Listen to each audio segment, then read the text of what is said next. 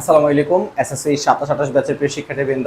আজকে আমি তোমাদের টাইপ স্পেশাল ক্লাসে ফিজিক্স গতি অধ্যায়ের অর্থাৎ দ্বিতীয় অধ্যায়ের ঢালের যে কনসেপ্ট এটা একদম ক্লিয়ার করে ফেলবো। তাহলে চলো আগে ঢাল ব্যাপারটা কি সেটা জানি। তোমরা হায়ার ম্যাথে যে ঢাল ব্যাপারটা শিখছো সেটা হচ্ছে এখানে সেই ঢালের যে কনসেপ্ট ওটা ইউজ করো। ঢাল কি?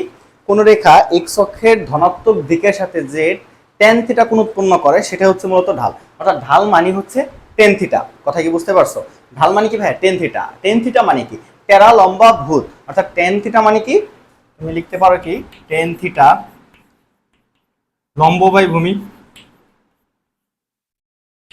বুঝতে পারছো?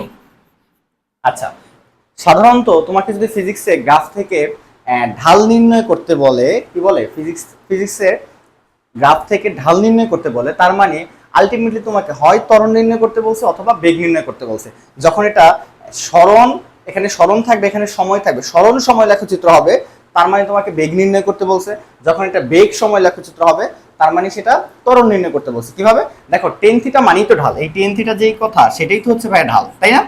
আচ্ছা, তাহলে দেখো এটা যেহেতু বেগ, এটা যেহেতু সময়, তাইলে তুমি বেগ বাই সময়, লম্ব না, এই বেগটা তো লম্ব এখানে, তাইলে লম্ব বাই সময় যখন দেওয়া হবে ভাইয়া, দেখো লম্ব বাই সময় সেটাই তো কি ঢাল।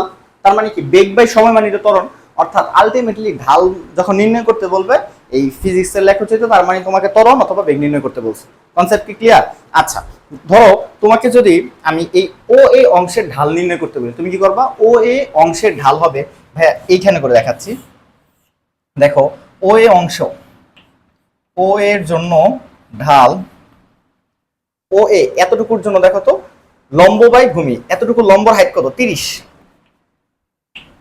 ভূমি কত ভাইয়া?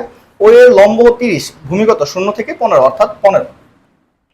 তাহলে তুমি মান কত পাচ্ছ ভাইয়া? 2 মিটার পার সেকেন্ড স্কয়ার। এটা হচ্ছে কি ঢাল। কনসেপ্টটা কি বুঝতে পারছো? তাহলে ওই অংশে ঢাল কত? 2 মিটার পার সেকেন্ড স্কয়ার। এই থিওরিটা ইউজ করে আমরা এই এস এর মানটা বের করবো। খেয়াল করো এখানে কিন্তু কোনো দিক চেঞ্জ করেনি, এই ও এ অংশে দিক কিন্তু একটাই ছিল। যেহেতু দিক একটাই ছিল, তার মানে তুমি যদি এখানে বিভিন্ন অংশে ভাগ করো, ধরো এটার নাম দিলাম আমি হচ্ছে এম বিন্দু, এটার নাম দিলাম ধরো পি বিন্দু, তাহলে এই ও এম এর ঢাল যা হবে ও পি এর ঢাল তাই হবে এবং ও এর ঢাল তাই হবে। তাহলে এই কনসেপ্টটা ইউজ করলে তো হয়। খেয়াল করো এই ও এর ঢাল কত? ও এ, ও এর ঢাল ভাইয়া কত হয় সেটা বলো। ও এর ঢালের বদলে তুমি কি লিখছো? যদি আমরা লিখি 30 বাই কত? 15। এই যে লম্ব বাই ভূমি, ও এ অংশের ঢাল নির্ণয় করছি। এখন আমাকে তো চাইছি এস এর মান, না? তাহলে আমরা এতটুকু নিয়ে কাজ করি। একবার এই মানটা, এটার ঢাল যা হবে এটার তো ঢাল তাই হবে, তার মানে আমি ওই কনসেপ্টটা ইউজ করতেছি। তাহলে এটার বদলে কি লিখতে পারো তুমি তো বলো? এটার বদলে লিখতে পারো 10/0 থেকে এস পর্যন্ত, মানে হচ্ছে এস। তাহলে এখানে তুমি গুণ করে ফেলো, এসটা এখানে নিয়ে যাও, বাকি সব ক্যালকুলেশন করো।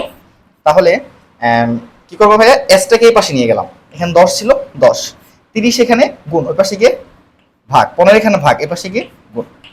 তাহলে 15 2 × 30, 2 দিয়ে 10 কাটলে হবে 5 2 × 10, আলটিমেটলি কত পাচ্ছ? 5, 5 সেকেন্ড।